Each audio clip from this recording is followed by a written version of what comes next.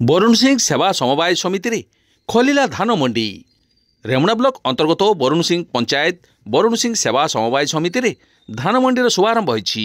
ଆନୁଷ୍ଠାନିକ ଭାବେ ପୂଜା ଅର୍ଚ୍ଚନା ପରେ ସମିତିର ସଭାପତି ପ୍ରବୀର କୁମାର ଦାସ ମଣ୍ଡିକୁ ଫିତା କାଟି ଆନୁଷ୍ଠାନିକ ଭାବେ ଉଦ୍ଘାଟନ କରିଥିଲେ। ଏଥିରେ ଅନ୍ୟମାନଙ୍କ ମଧ୍ୟରେ ଉପସଭାନେତ୍ରୀ ଉର୍ମିଳା ବେହେରା, ସମ୍ପାଦକ ରଞ୍ଜନ କୁମାର ଦାସ, ବୋର୍ଡ ସଭ୍ୟ ରବୀନ୍ଦ୍ର ମହାକୁଡ଼, ଜଗନ୍ନାଥ ବେହେରା, ଜ୍ଞାନରଞ୍ଜନ ନାୟକ, ମହେନ୍ଦ୍ର ମହାଳିକ, ରମେଶ ନାୟକ, ସୁକାନ୍ତ ପ୍ରଧାନ, ପ୍ରଭାସ କୁମାର ମଲ୍ଲିକଙ୍କ ସମେତ ଆର୍ଆଇ ନିର୍ମାଲ୍ୟ କୁମାର ପାଢ଼ୀ, ଭିଏଡବ୍ଲ୍ୟୁ ପ୍ରଦୀପ ରାମ, ଆର୍ଏମ୍ସିର ଜନ୍ମଜୟ ମହାନ୍ତି ପ୍ରମୁଖ ଯୋଗଦେଇ ସେ କହିଥିଲେ କି ନୂତନ ସରକାର ଆଣିଥିବା ନିୟମ ଅନୁଯାୟୀ ଧାନ କିଣା ନିୟମରେ ଚାଷୀ ଭାଇମାନେ ଧାନ ମଣ୍ଡିରେ ଧାନ ବିକ୍ରୟ କରି ପୂର୍ବ ବର୍ଷ ତୁଳନାରେ ଚଳିତ ବର୍ଷ ଅଧିକ ଲାଭବାନ ହୋଇପାରିବେ। ଧାନ କ୍ରୟ ପାଇଁ ରମାଦେବୀ ମିଲରର କର୍ମଚାରୀ ସୁଶାନ୍ତ କୁମାର ଦାସ ଓ ଅବିକେତନ ଦାସ ଉପସ୍ଥିତ ରହି ଚାଷୀ ଭାଇମାନେ ଆଣିଥିବା ଧାନର ମାନ ପରୀକ୍ଷା ନିରୀକ୍ଷା କରି ଧାନ ସଂଗ୍ରହ କରିଥିଲେ। ସମିତିର କର୍ମଚାରୀ ରଞ୍ଜନ କୁମାର ପ୍ରଧାନ, ପ୍ରଶାନ୍ତ କୁମାର ଜେନା, ହରିଶଙ୍କର ବେହେରା ପ୍ରମୁଖ କାର୍ଯ୍ୟକ୍ରମକୁ ପରିଚାଳନାରେ ସହଯୋଗ କରିଥିଲେ।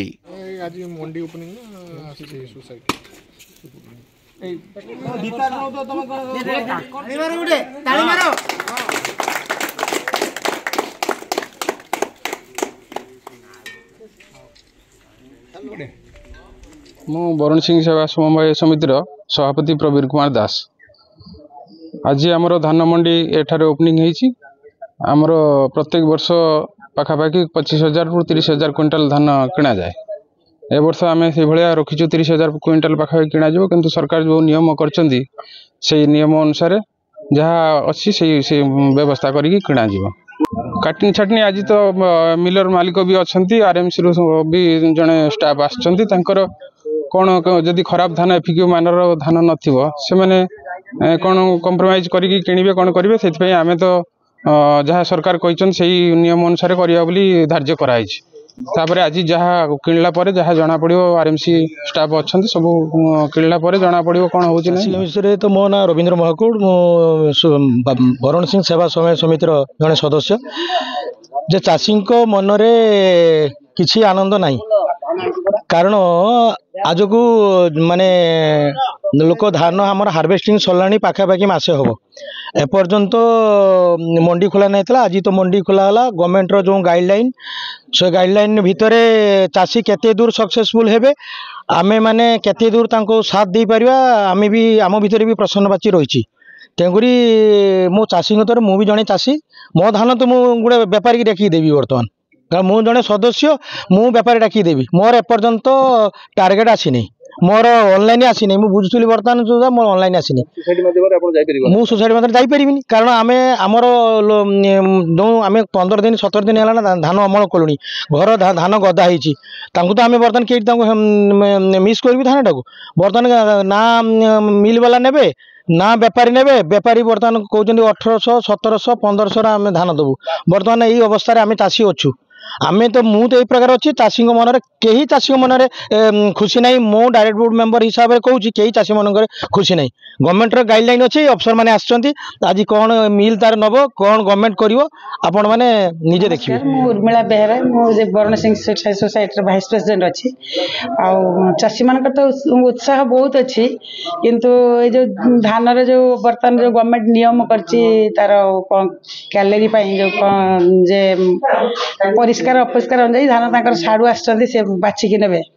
ତାର ଧାନ ଯାହାର ଭଲ ହେଇଥିବ ସେ ତାକୁ ଉଚିତ ମୂଲ୍ୟ ଦେଇକି ନେବେ। ସିଏ ତ ଗୋଟେ କଥା, କିନ୍ତୁ ମୋର ପ୍ରତିବର୍ଷ 40 କୁଇଣ୍ଟାଲ ଉପରେ ଧାନ ଆସେ, କିନ୍ତୁ ଏଥର 12 କୁଇଣ୍ଟାଲ ଧାନ ଆସିଛି। ମୁଁ ବହୁତ ଦୁଃଖିତ। ଏହାର କାରଣଟା କ'ଣ ମୁଁ ଜାଣିନି, କିନ୍ତୁ ମୋର ଗୋଟେ ସେଇଟା କାହିଁକି ଆସିଛି ମୁଁ ଜାଣିନି। ସେଇ ତ ମୁଁ ତ ସବୁ ମାନେ ଡକୁମେଣ୍ଟସ୍ ଦେଇଥିଲି, ଯେତିକି ତାର ବିଲର ପଟାପଟି ଯେତିକି କଥା ପ୍ରତିବର୍ଷ ଦିଏ, ଏ ବର୍ଷ ବି ଦେଇଥିଲି। କିନ୍ତୁ ମୋର 12 କୁଇଣ୍ଟାଲ ଧାନ ଆସିଛି। ମୁଁ ସେଇଥିପାଇଁ ମୋର ମାନେ ମୋ ମନର କଷ୍ଟ ଅଛି ସେଇଟା ଟିକେ। ପ୍ରଶାସନକୁ କରିବି, ଯିଏ ଧାନର ଯେଉଁ ଆମର ଅଛନ୍ତି ମନ୍ତ୍ରୀ ମହୋଦୟ, ଯେଉଁ ସେମାନେ ତାଙ୍କର ଜାଣିଥିବେ କ'ଣ କରୁଛନ୍ତି, ଆମେ ତ ଜାଣୁ ନା ସେ ସବୁ। ସୁଶାନ୍ତ କୁମାର ଦାସ, ରମାଦେବୀ ରାଇସ୍ ମିଲ୍ର ମ୍ୟାନେଜର ଅଛି। ତ ଆଜି ବରୁଣ ସିଂ ସୋସାଇଟିର ଧାନ ଓପନିଂ ହେବ ବୋଲି ଖବର ଦ୍ୱାରା ଆମେ କିଣିବା ପାଇଁ ଆସିଛୁ। ଗତ ବର୍ଷ ଅପେକ୍ଷା ଏ ବର୍ଷ ନୂଆ ସରକାର ଅଛି, ତ ଧାନର ରେଷ୍ଟ୍ରିକ୍ସନ୍ ବହୁତ ରଖିଛି। ଏଇଥିପାଇଁ ରଖିଛି ଯେ ଏଫେକ୍ଟିଭ୍ ମାନର ଧାନ ନହେଲେ এটা রিସିଭ କରାଯିବନି ପ୍ଲସ୍ 800 ଟଙ୍କା ଏକ୍ସଟ୍ରା ବୋନସ୍ ଦେଉଛି। ଧାନର ମାନ ବଢ଼େଇ ଦେଇଛି 2199ଟା 2300 ଟଙ୍କା ପ୍ଲସ୍ 800 ଟଙ୍କା। ତେଣୁ ଯେହେତୁ ଗଭର୍ଣ୍ଣମେଣ୍ଟ ଏକ୍ସଟ୍ରା 800 ଟଙ୍କା ପ୍ଲସ୍ 111 ଟଙ୍କା ଦେଉଛି ସେଇଥିପାଇଁ ଧାନର ମାନଟା ଭଲ ବୋଲି ତାକୁ ଏନକ୍ୱାରି କରିକି ନିଆଯିବ। ସେଥିପାଇଁ ସେ ପ୍ରତ୍ୟେକ ଡିପାର୍ଟମେଣ୍ଟ ତାର CSO ଡିପାର୍ଟମେଣ୍ଟ ସିଭିଲ ସପ୍ଲାଏ ତ ମାର୍କେଟିଂ ଷ୍ଟାଫକୁ ନିଯୁକ୍ତି କରିଛି ସବୁ ମଣ୍ଡିରେ। ସେମାନେ ମାନ ନିର୍ଦ୍ଧାରଣ କରିକି ଆମକୁ ଧାନ ହ୍ୟାଣ୍ଡ ଓଭର କରିବେ। ଆମେ ଚାଷୀଙ୍କ ପାଖରୁ ନେବା ସୋସାଇଟି ଥ୍ରୋରେ।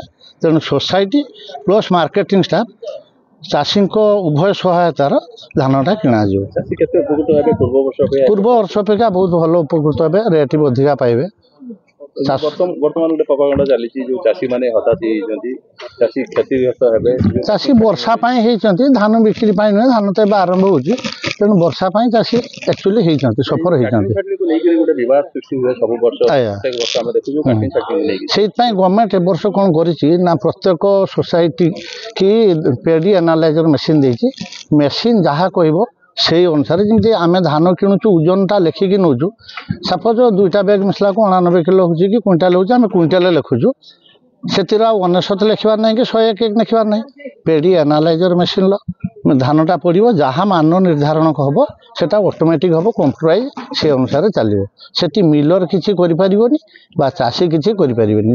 ତାର ସଠିକ୍ ମାନଟା ନିର୍ଦ୍ଧାରଣ ପେଡି ଆନାଲାଇଜର ମେସିନ୍ ହିଁ କରିବ। ଚାଷୀମାନେ ଉପକୃତ ହେବେ ବୋଲି ଭାବୁଛନ୍ତି ଆପଣ? ଚାଷୀମାନେ ନିହାତି ଉପକୃତ ହେବେ। ବହୁତ 911 ଟଙ୍କା ଅଧିକା ପାଉଛନ୍ତି ଗତ ବର୍ଷ ଅପେକ୍ଷା। ତେଣୁ ସେଇଟା ବହୁତ କିଛି, ଏତେ ରେଟ୍ କେବେ ବଢ଼େନି। ଯେହେତୁ ବିଜେପି ଗଭର୍ଣ୍ଣମେଣ୍ଟ ଆସିଛି ତ ସେଟା ଗୋଟେ ବୋନସ୍ ଡିକ୍ଲେୟାର କରିଛି। ଧାନ 111 ଟଙ୍କା ବଢ଼େଇଛି କିନ୍ତୁ ବୋନସ୍ଟା 800 ଟଙ୍କା ଦେଇଛି। ମୁଁ ପ୍ରଫୁଲ୍ଲ କୁମାର ସ, ମୋ ଘର ବରୁଣ ସିଂ। ମୁଁ ଆଜି ଆସିଛି ଏଠି ଧାନ ଦେବା ପାଇଁ, ମୋର ଆଜି ଧାନ ଦେବାରେ ଅଛି।